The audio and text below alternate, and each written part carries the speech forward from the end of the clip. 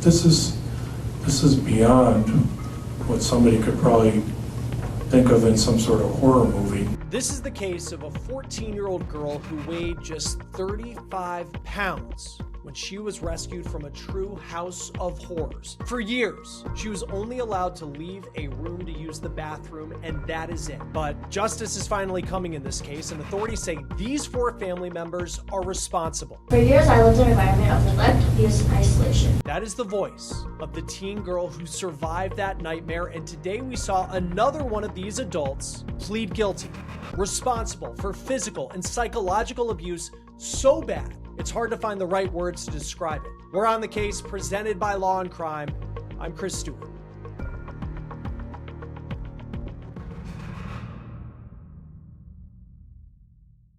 I'll show you here in a moment. The judge in this case unloaded on one of the defendants this week, and for good reason. It's hard to find good news in a story like this, but the truth is, if there is anything positive, it's that justice is finally coming in one of the worst child abuse cases that we have seen in some time, which frankly is saying a lot because it is an issue we cover a lot. But this one, and you will see why, is in a league of its own. Now, the victim in this case, who delivered a powerful statement in court, weighed just 35 pounds when she was rescued from a home that she was confined to for years in August of last year. This took place in Wisconsin. And when first responders arrived at the house, they thought the girl was maybe 6 years old. She was 14. She nearly died because of just how malnourished she was. I want you to look at this video here per WLUK television in Green Bay. This is from a hearing for one of the defendants who was sent to prison this week for this case. Her name is Kayla Stemler. We'll talk about her in just a moment. Also, her former partner was in court today, Savanna Lefever. We'll talk about her as well. Now, prosecutors say this victim was confined to just a small space, only allowed to leave a room to go to the bathroom a couple times a day inside this home in Oneida, Wisconsin, outside Green Bay. This was the girl's life for years. And once she was taken from that home, paramedics took her to a hospital. And this is the part of the criminal complaint that really sticks with you, because a nurse said that when she told the girl that she could have 3 meals a day and eat off a hospital menu, really eat whatever she wanted, the girl's eyes lit up because she could finally eat. And to make it even more heartbreaking, police write that the girl said, quote, "My dad will be so mad. He doesn't like when I eat this much." So before we get to what just played out in the courtroom in Wisconsin, we need to break down how we got to this point, and it's a lot.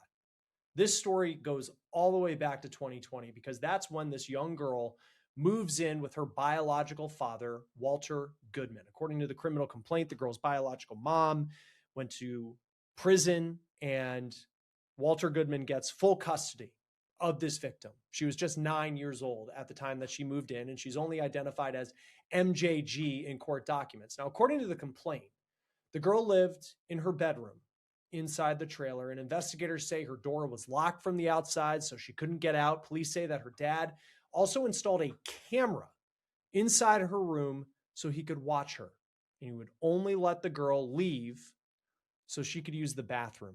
That's it. Now, her dad says, Walter Goodman, that he had to do this because the girl had a history of self-harm and was autistic. Goodman made a couple other interesting comments, we'll say, when police arrived, which we'll talk about here in a second. But you got to understand the condition that this girl was in, and it's not easy to talk about. So the girl weighed 35 pounds. And for perspective, at 14, you should at least be around 100. But it goes much deeper than just what a scale would show, because she was diagnosed with severe malnutrition that had caused multiple organs to fail, like her liver, her pancreas. Her heart was also affected by this. Her body temperature was hypothermic at the time she was rescued. She also had osteoporosis at 14. That's a condition you typically see elderly people have. And she had pressure sores from lying on the floor. And according to the criminal complaint, she was so weak, she couldn't even turn on the faucet or the shower. She had to use the wall for support just to walk from her bed to the bathroom. A prosecutor said she was, quote, very, very close to death. And the girl's blood sugar was 24. That is life-threateningly low.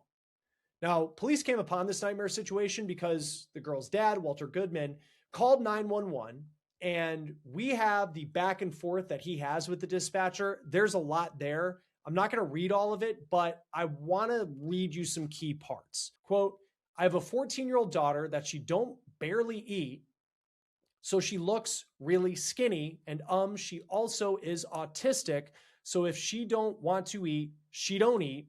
So the last 4 or 5 days, she been sick, throwing up, and I've been giving her the liquid IVs and all that kind of stuff. Today, she's real lethargic and was throwing her arm up, laying on her bed, throwing her arm up. And now she's just like laying there, like she's comatose, but her eyes are open and she's moaning and she's throwing her arms around. When the dispatcher says that paramedics are on the way, Walter says, tell them that I'll have her sitting on my lap in the living room. My porch is broke, so I'll grab her and bring her out. You read that, and Walter's acting like he has no idea how his daughter got to this point. So here's some of the back and forth with the dispatcher.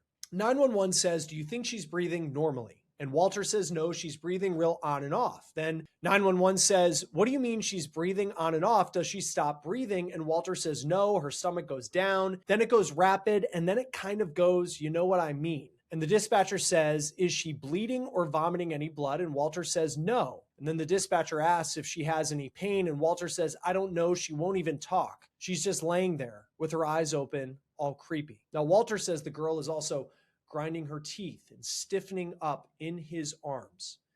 It just paints a picture for you, the rough shape this girl was in. But police finally get on scene.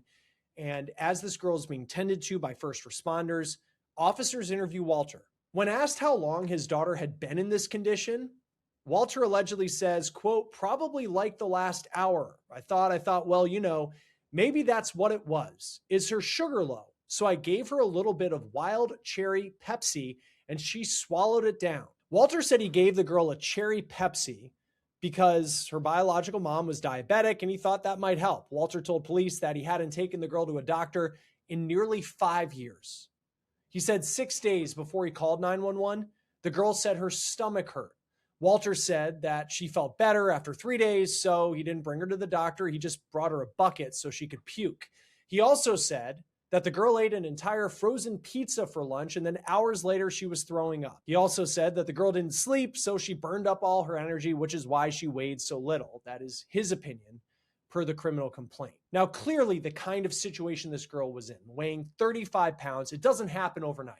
Certainly not in the last hour or so, like Walter is alleging. Now, police arrested Walter Goodman. They also arrested his wife, the stepmom of the victim. Her name is Melissa Goodman. And they also arrested Melissa's adult daughter, Savanna Lefever, and her partner, Kayla Stemler. Lefever and Stemler were the ones in court this week, which we'll talk about here in a second. Now, the family members all tried to pass off the girl's condition, but then police were able to find some truly heartbreaking text messages. The girl's stepmom, Melissa Goodman, referred to the victim as dummy or stupid. Police found a text that she sent her 15-year-old son, who also lived in the house. She texted, quote, okay, well, I just figured it'd be easier with dummy sleeping still. Can you please make sure the door is locked? And so is stupid's, please. And okay, but make sure dummy's doors lock and make sure the front door is to when you key her in, but don't forget to check dummy's door. End quote. Now, Melissa was the first defendant to get prison time in this case. Last month, she was sentenced to 15 years in prison, followed by 10 years of extended supervision. The victim provided an audio recording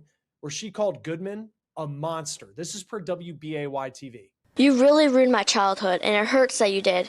You isolated me from my family, the only ones who actually cared. You had the choice to help when I needed it, but instead you joined in on the abuse and neglect. Now, at that hearing, the victim talked about how her dad would physically beat her, and Goodman just watched and did nothing. Here's what Goodman said. I know there's nothing I can say or do to fix it, but if I could go back and change things, I would. So now we need to talk about the two defendants who were in court this week. First, you have Kayla Stemler. Prosecutors say she may not have committed the abuse herself, but she was in the house, she knew what was going on, and she did nothing. And this is what the judge had to say to her. It's not just your inaction for days, weeks, months, years. It's you affirmatively doing things to add to this house of horrors. And make no mistake about it, this This is beyond what somebody could probably think of in some sort of horror movie. That's per WLUX. Now, the judge didn't hold back. Stemler was given a chance to speak, and here's part of what she said. I cannot express in words how sorry I am for all the harm that I have caused. I know there are many things I should have done differently. I should have reported what I knew. I should have stuck to my values and not given in to peer pressure. I know what was going on was wrong, but I wasn't strong enough to stop it. Stemler was sentenced to 8 years in prison.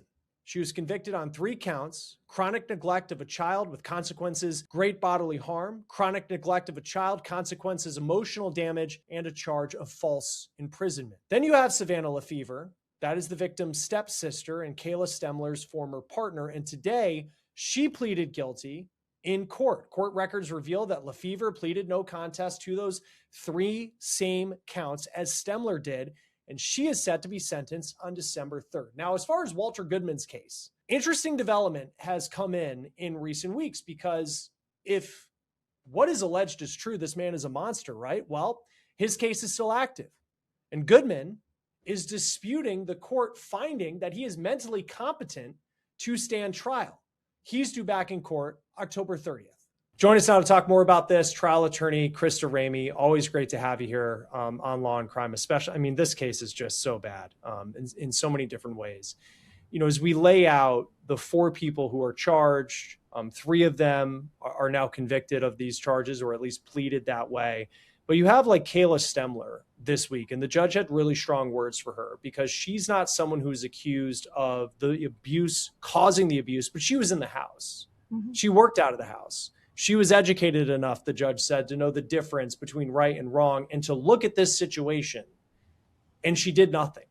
How do you establish, in the courtroom, like that level of guilt where it's, it's not that she committed the abuse itself, but she saw it and she did nothing about it? So when you look at this case, it's kind of interesting, because you have, the stepmom, the father. The stepmom has pled and no contest, I think, and was sentenced. The father, that trial hasn't happened yet. Then Savanna, who just pled, I guess, today or something. Yep. But Kayla is her, I guess, partner, Savannah's partner. Yes. She's not custodial. She does not have any control or obligation or responsibility to this child. So, your immediate thought is, why, how is she charged? What is she, she wasn't the one responsible for this little girl. So why is she being charged? So it's aiding and abetting is why. So she is criminally culpable because she is literally assisting and allowing this abuse to be ongoing. And that is how you get there in terms of the charge, and then ultimately, getting her to agree to a plea agreement, so that's how you get there for her. And I think that, the judge was particularly hard on her because she was educated, worked outside the home, was someone who should just know better. She couldn't walk, I mean, this girl, it's just the idea too, for the line, there's several lines in this criminal complaint that stands out, but paramedics thought this girl was maybe 6, 8 years old. Yeah. Just because of her size, and she has osteoporosis, which is like what you see typically in people who are far older than 14 years old. So it's definitely not doing anything. It's how do you how do you even, know that that's going on in the house and even leave the house and yet still do nothing?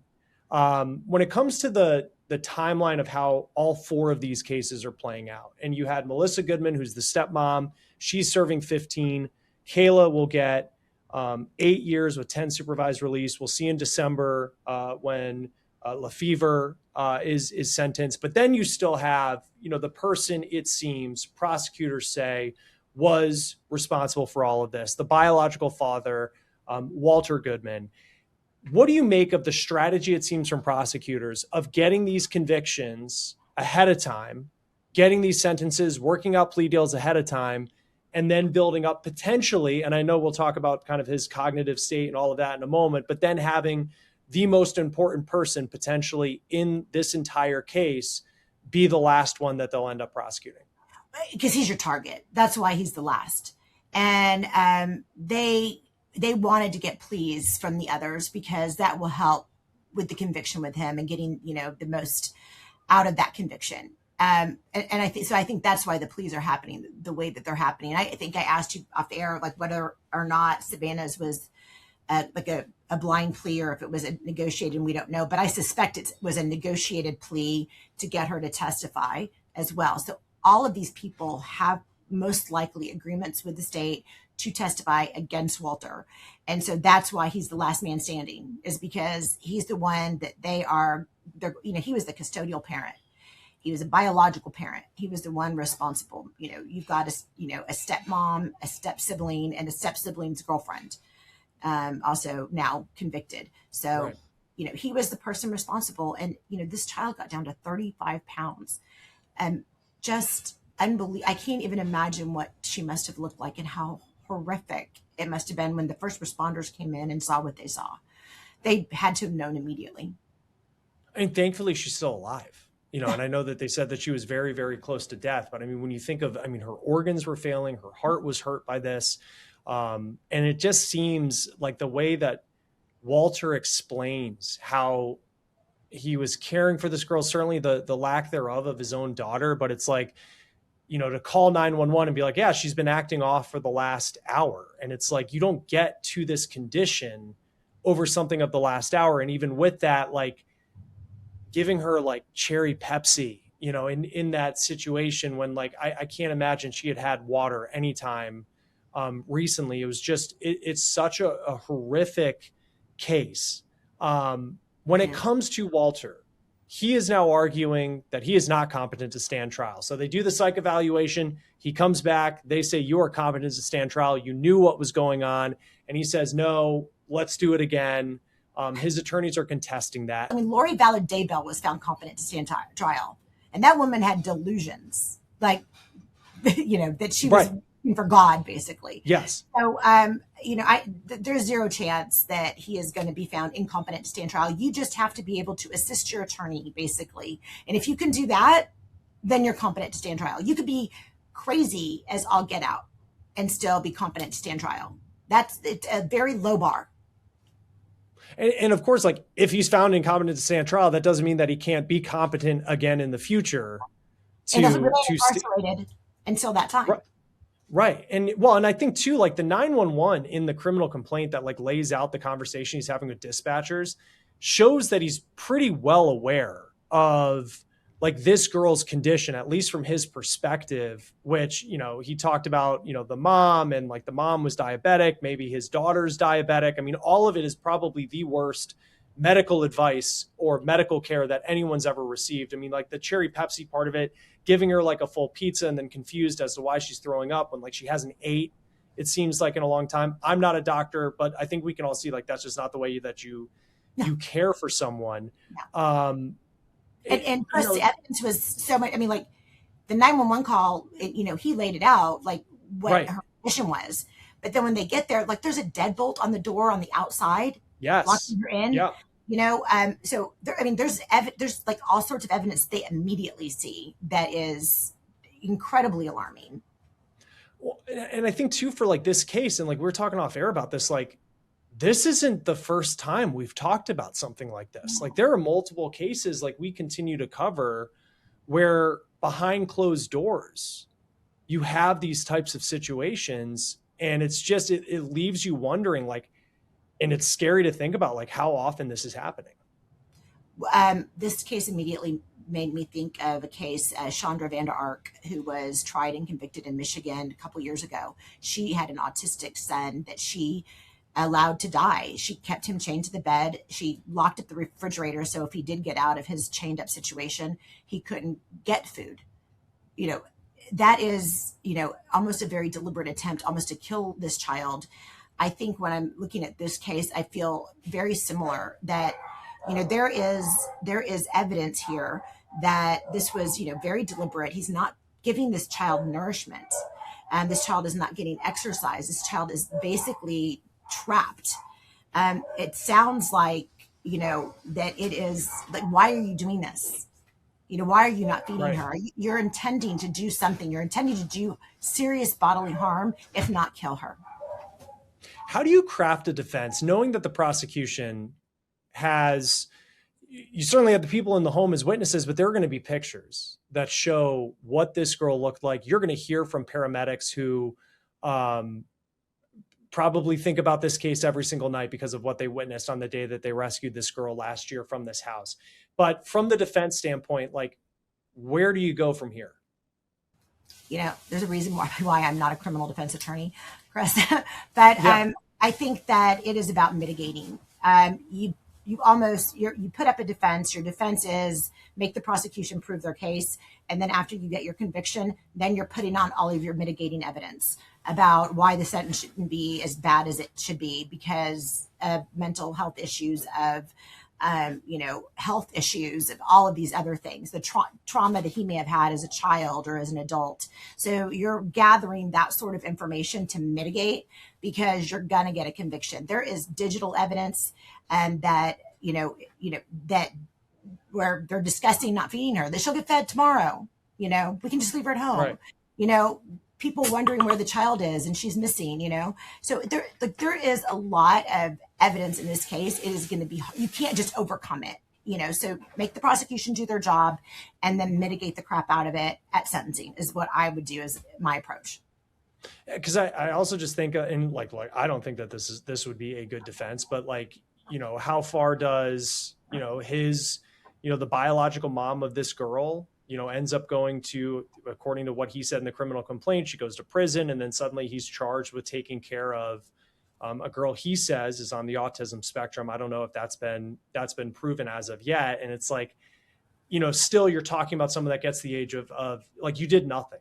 Like, 14 years old and like 35 pounds. You just wonder like those types of like mitigating factors, like if there's a lack of education there, it just doesn't seem like it just, what can a defense do when it seems like you're steamrolling towards what's going to be like a very, very steep prison sentence? I think that's right. And, when autistic or not, there probably is no history of a diagnosis, Chris, to your point, probably because there was probably no wellness visits for this child, probably right. No established pediatrician, probably hasn't been to a doctor since she was, a toddler. And when her, when she had someone around that maybe loved her a little, so right. I think that, all of that is going to just compile upon, on things, more and more and more. And you're going to get to a point where, this is going to be, it's a sure conviction. I can't imagine why it wouldn't be.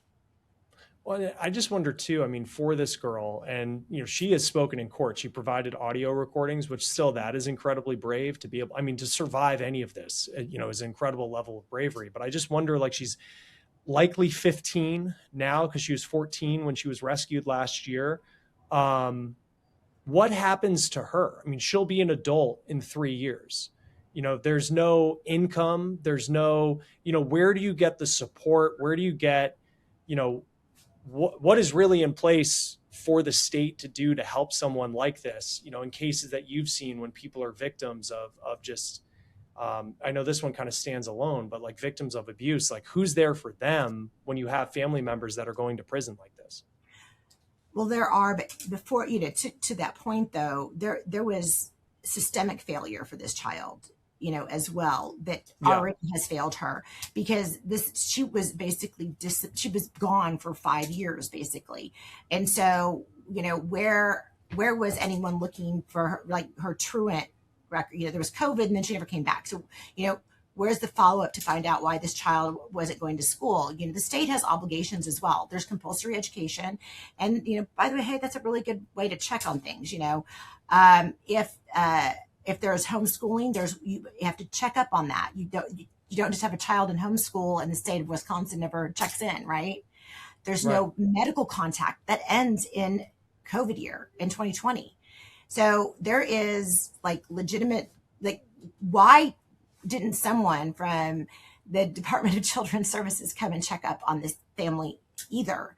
So the system has already failed her, and it's going to be very difficult for her to trust anyone in any system. But there is a lot of resources out there. There's a lot of benevolent organizations, the philanthropic organizations, Catholic organizations, other religious organizations that do help. And there's also state ones as well. I think that, she will be in the foster care system, obviously, now, because she is, unless she can, get emancipated, which she may be able to at 15, but how will she take care of herself? Does she have maybe some other relatives that didn't know about the abuse that could step in and help? Maybe, I don't know. I didn't see any of that in the reporting, but just overall, she's going to live with this for the rest of her life. This will be a trauma that will forever be there, and that she will always need help for. Yeah, it's a terrifying story, and for her to get out of that house is certainly the good part of it. But you were just seeing like each allegation that is coming through in this case. We'll see what happens with Goodman. Walter Goodman is going to be in court in October, and then we'll see as far as the sentencing for Lefever, which was his stepdaughter. We'll see what her sentence is in December and how long this case goes on. Krista Ramey, trial attorney. Always great to have you on Law and Crime. These are not easy stories to talk about. We appreciate it. They're not, but thanks for having me. Important to keep discussing them. That will do it for On the Case, presented by Law and Crime. Subscribe to us on YouTube and Spotify, and we're also streaming on Peacock. I'm Chris Stewart. We'll see you next time.